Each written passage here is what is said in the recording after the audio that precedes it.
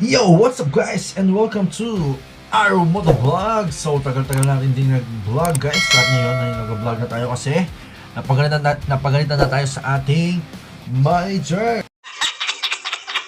at sponsor sa ating new logo. So bali sobrang tagal na nun nung binigay sa akin yung bago nating logo para sa ating motovlogging.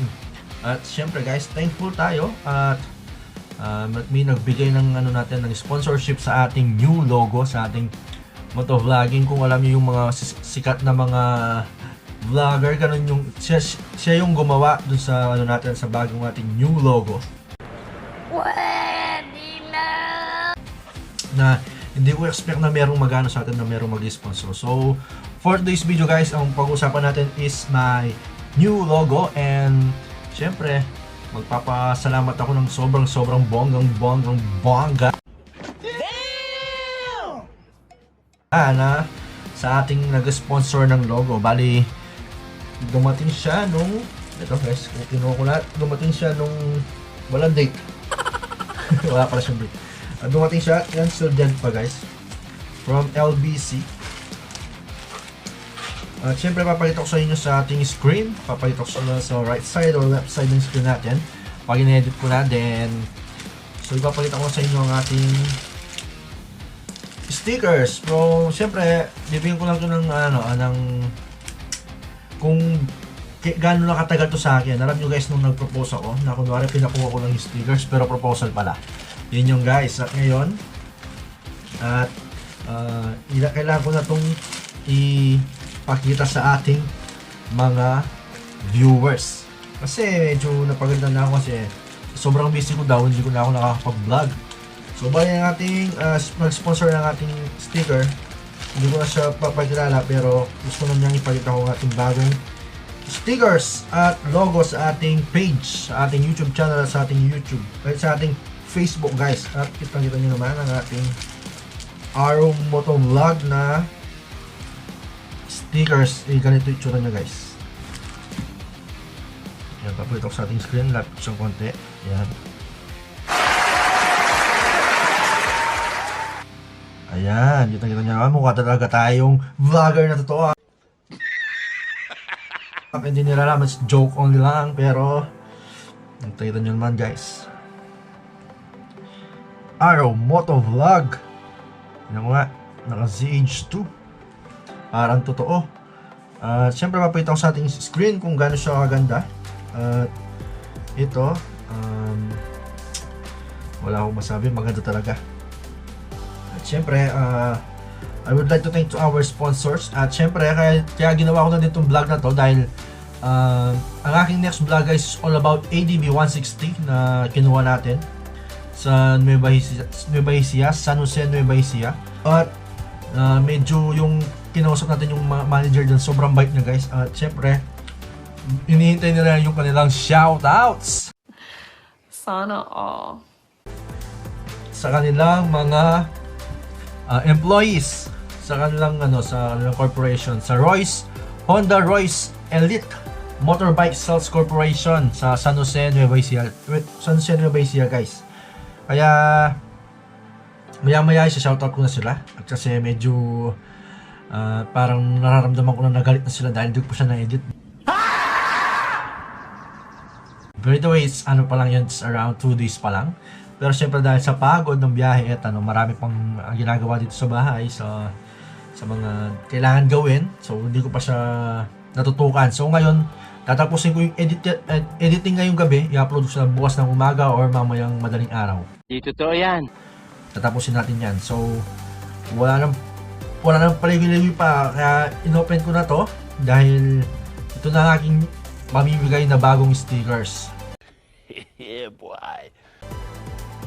Para sa ating motovlogging. So bali nagpapasalamat ako sa sponsor natin pero ayaw niyang pabigay yung kanyang pangalan. Pero nagpapasalamat ako dahil hindi ko akalain na merong mag-sponsorship sa ating bagong logo na gagamitin para sa ating motovlogging. So bali tuloy-tuloy na to guys, dire-diretso ko na itong ating motovlogging. So bali yung pagpasok ng aking logo sa screen pag mag-start yung aking motovlogging. Medyo pinalitan ko na siya, pinalitan ko na yung kanyang effect. Ang galing! Ang galing! Tsaka yung stickers, likuran niya yung background. So makikita niyo guys, medyo may paikot-ikot na siyang ganyan yun. Hindi na siya yung katulad dati na dire-diretso lang siyang ganyan. At ngayon ay ito na ang ating gagamitin. Alright. Thank you sa ating sponsor. Ang pangalan niya ay Secret. Huwag mong subukan. Masisira ang buhay mo. Okay. Medyo mahaba na pala yung sinabi ko. At tuloy-tuloy lang yung sinasabi. At wala akong script. Hindi ko alam kung tama ba yung pinagsasabi ko. At syempre guys, nagpapasalamat ako sa ating new subscriber. Lang kasi isa lang siya. Kaya... Pero thankful ako kahit paano may naka-appreciate sa ating pagbablog. Kahit pa isa-isa lang. Shoutouts ko na ang ating mga nagpapa-shoutout sa atin. At baka by Tuesday, baka tapos na yung editing nung pagkuha ko nung ADV 160 guys.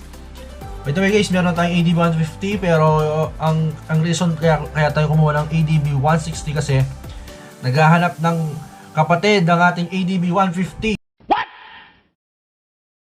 What the fuck?